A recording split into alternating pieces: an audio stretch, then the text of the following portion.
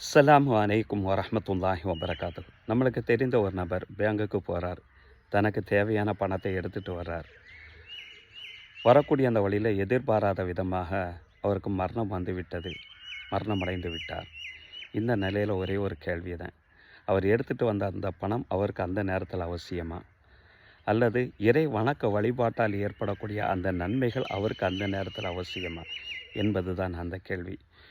நபித்தோழர் அபூ ஹுரைரா ரலியல்லாஹு அன்ஹு அவர்கள் அறிவிக்கக்கூடிய ஹதீஸு தபுரானியில் பதிவு செய்யப்பட்டிருக்கு. அது அதற்குண்டான பதிலாக அமையும் என்று நான் எதிர்பார்க்குறேன். ஒரு சமயம் ஒரு கபருக்கு அருகில் நபிகள் நாயகம் ஸல்லல்லாஹு அலைஹி வஸல்லம் அவங்க நடந்து போகிறாங்க.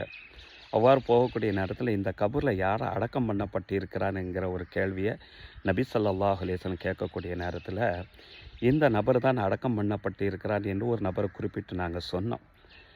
நபி ஸல்லல்லாஹு அலைஹி வஸல்லம் அந்த இடத்துல சொன்ன அந்த ஒரு வார்த்தை, ரகாத்தானி 2 ரகாத்தினுடைய நன்மைகள், அஹப்பு இலாஹாதா, அவருக்கு இந்த கபரில் அடக்கம் பண்ணப்பட்டிருக்கிறார்கள் அவருக்கு ரொம்ப பிரியமானது, பக்கியத் மின் துன்யாக்கும், இந்த உலகத்தில் மீதமுள்ள எல்லா செல்வங்களை காட்டிலும் அந்த 2 ரகாத்தினுடைய நன்மைகள் தான் அவருக்கு ரொம்ப பிரியமானது என்றார்கள் நபிகள் நாயகம் ஸல்லல்லாஹு அலைஹி வஸல்லம் அவர்கள்.